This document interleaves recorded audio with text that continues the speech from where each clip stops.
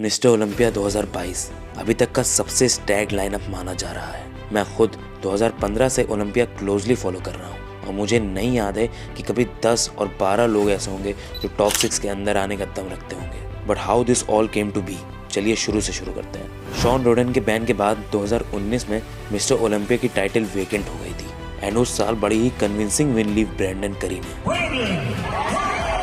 पर उनकी सबसे बड़ी प्रॉब्लम बिग रैमी, जिनको फैंस फिलहीत के एरा से चैंपियन बनते देखना चाहते थे।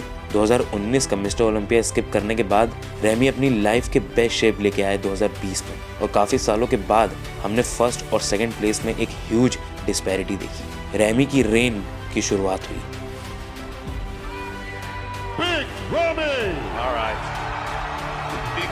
विंटर आ चुका था। 2020 और 2021 के वीक कंपटीशन की वजह से रैमी को easily the most dominant mister Olympia बुलाने लगे लोग। But we all can feel the level of rising heat among newcomers, नए भूखे बॉडी बिल्डर्स जो रुके हैं रैमी की एक गलती के लिए। जैसा ही उनको जरा सा भी रूम ऑफ एरर दिखा, वो अपने पंजा मारने के लिए तैयार बैठे हैं। ऐसे में एक गलती रैमी की उनको चैंपियनशिप से बहुत दूर कर सकती है। नए भूखे बॉडी बिल्डर जैसे निक, जो डेफिनेटली इस एरा के सबसे फ्रीकी बॉडी बिल्डर हैं, and the level of improvement we have witnessed from him this year is no way close to an average human can ever imagine. उनकी साइज, उनकी 3Dनेस, उनकी dryness is looking mind blowing to say the least. और Nick जैसे ही एक और body builder है Derrick Lunsford. I think you are really innocent if you are counting out Derrick this year. वो थोड़े स्टैग्ड हैं, छोटी हाइट के हैं, but do not underestimate his muscularity, his 3Dनेस and most importantly his aesthetics.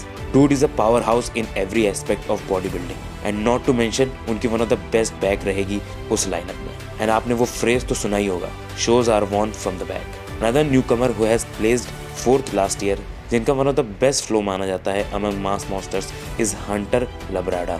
Hunter को इस साल बहुत प्रूव करना है because last year most of the fan were not convinced of him defeating Nick Walker. Speaking of someone who has to prove himself, Andrew Jack. To be very honest, जब तक मैंने Andrew Jack को stage पे नहीं देखा था, मैं Andrew को एक बहुत बड़ा प्लेयर नहीं मानता था। But he proved his every critic wrong. और जिस तरीके की कार्टूनी फिजिक है एंड्रू जैक के पास, उनको हरा पाना एक बहुत ही मुश्किल टास्क होगा।